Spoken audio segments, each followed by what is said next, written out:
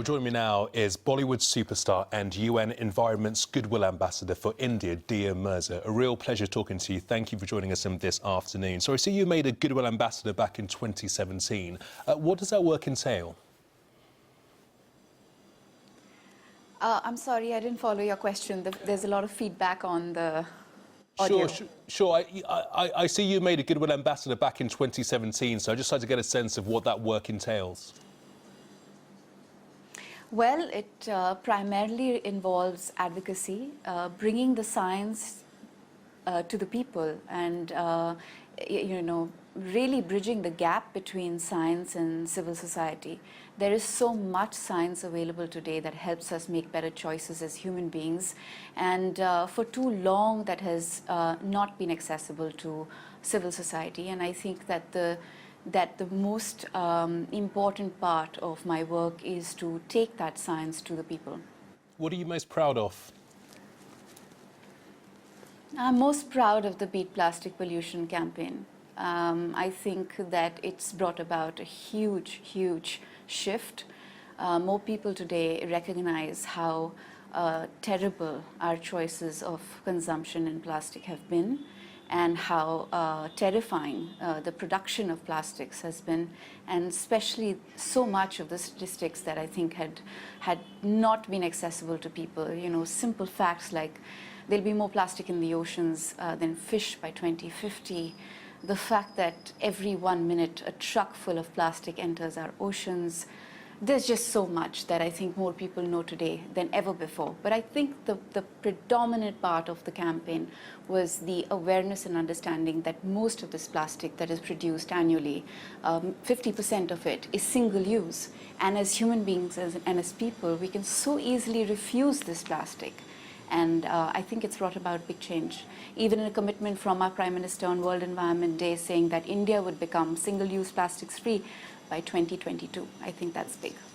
I'm interested to know if you've always been very aware of the dangers to the environment. You know, being Indian, I see that none of the world's 10 most polluted cities in the world are in India. So growing up, was it something that you were very conscious of?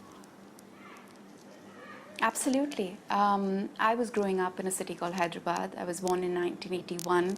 That's actually the year that the climate report indicated that global warming was happening, and that, I mean, we as human beings need to do a lot more to act upon the fact that we were impacting the climate negatively through our choice of consumption and industry. And my formative years, whether in school or at home, drew my attention repeatedly to how important our personal choices of consumption were and how they would impact the environment. I think it's in the last 10 years that I have really become a strong advocate, because I recognized how so little was being done to draw our attention to how poorly we were managing our waste and treating our environment. I did a travel show 3 years ago where I traveled from the source of the Ganges all the way to sea, and it was slow travel, so I was traveling through road, through villages and towns and cities of 5 states in India. And all I could see through that travel was just heaps and heaps and heaps and ravines of plastic waste. And it got me thinking, it really got me thinking about the numbers and the fact that practically every item of food and beverage today is packaged in plastic. And we clearly don't have the infrastructure to support the management of that waste. And it's landing up in our oceans, in our rivers, in our waterways, in landfills. It's being incinerated. It's polluting our soil, our air, our water, and it just, I think, in so many ways fueled my purpose to do more and raise more awareness and just proactively get involved in asking questions like, what is happening with extended producers' responsibility? Why is it that the world is producing so much plastic and it has nowhere to go, and it's polluting the environment the way it is, and we're just not doing enough? Dia, you mentioned infrastructure there. Do you get the sense that the mood, the attitude from people is beginning to change? Because in many of these countries in the developing world, you know, there is abject poverty. So for a lot of people, their main priority is really getting food on the table for themselves and their children.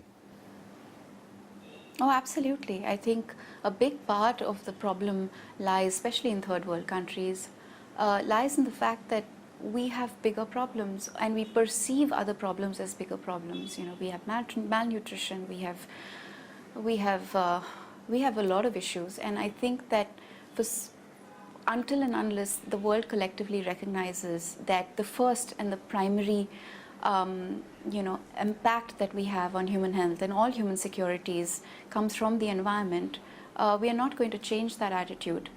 We can hope for better education for our children, we can hope for empowerment of women, but until we recognize that the first thing that secures the right to life is the health of the environment, we're not going to change.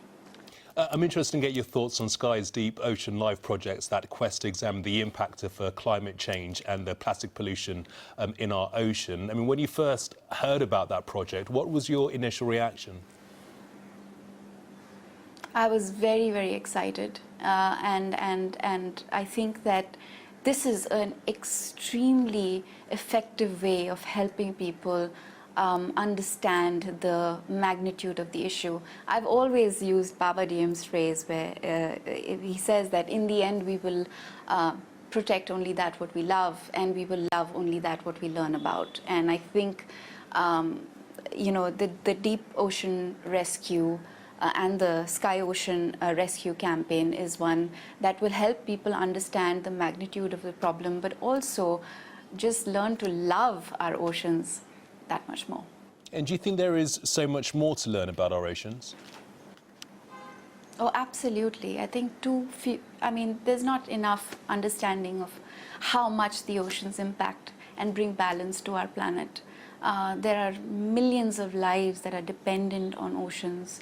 But that apart, I think the one thing that definitively balances our climate is the ocean.